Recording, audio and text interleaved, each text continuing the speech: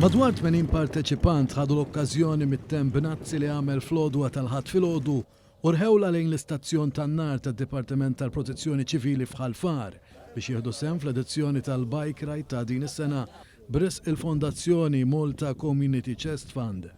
Muturi mis-sezzjoni ta' traffiku tal-Korp tal-Pulizija, uffiċjali mill-ESA u diversi individwi jħonqu l-inħawi bejn kelma u oħra flimkien ma' xi te u kafe ħejjew ruhom sew għalon it-triq.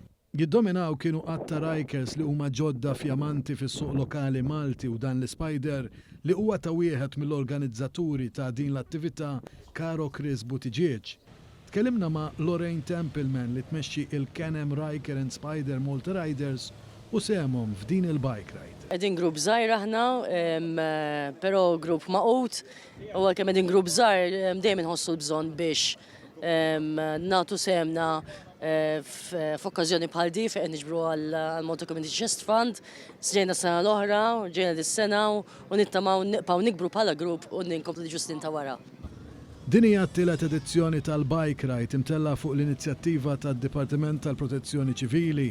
Jonathan Kallu, Station Officer fl-Istazzjon tan-Nar tad-Dipartiment tal-Protezzjoni Ċivili f'Ħalfar, tana aktar dettalji dwar din l-inizjattiva. Sena wara l-oħra u dit-tielet sena norganizzaw il-Bike Ride, CPD għall-Istrina, il-fondi jmorru għal-Malta Community Chest Fund.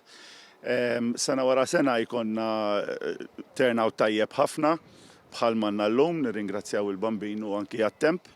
Ir-rotta nitilqu minn Ħalfar, nġu eskortati mill-pulizija u jgħinuna wkoll l-uffiċjala bil-muturi tal-leża, tkun organizzata sew, ġifieri jieħdu ħsiebna ħafna, pruvaw ma nostakolawx it-toroq, ngħaddu minn Ħalfar, ngħaddu miż-Żurrieq, Arlapsi, ngħaddu minn quddiem id-Dar tal-Providenza, Dingley Cliffs, Imtarfa, bypass tal-Imġar, nitilgħu il-Manikata u nispiċċaw fi station oħra tal-Protezzjoni Ċivili ix-Xemxija.